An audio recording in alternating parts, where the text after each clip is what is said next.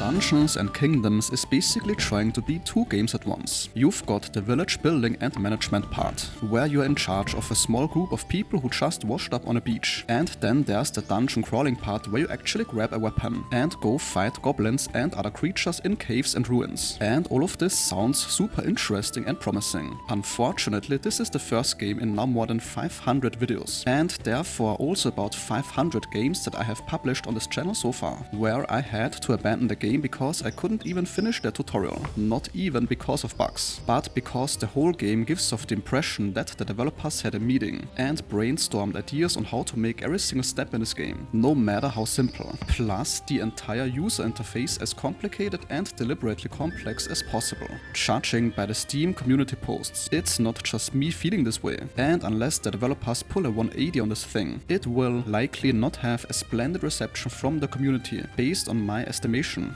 Now, at the beginning, you and 3 other NPCs arrive with basically nothing. You are looking at a third-person view of your character, and you can either do tasks yourself or tell your villagers to handle them. You assign jobs like forager, gatherer or builder, and they will go do their thing while you can focus on something else, or just help out wherever needed. This all sounds relatively straightforward, but I failed miserably at doing the simplest tasks, and I have played my fair share of games where you have to manage NPCs and other aspects of your soon-to-be settlement or kingdom. So while it theoretically could be that I'm simply too stupid for this game, I think the chances for that to actually be the main reason for my frustration should be relatively slim. Now, it's important to know that I'm very sensitive to overly complex and cluttered user interfaces. So looking at this game and how it presents itself, it didn't take long for the game to feel like one big chore and work, rather than fun. Having what feels like a billion elements on your screen, with loads of different colors and sometimes blocking your view, is very frustrating. Even something as simple as building a campfire was already too much. And funnily enough, I saw a Steam post mentioning exactly that too.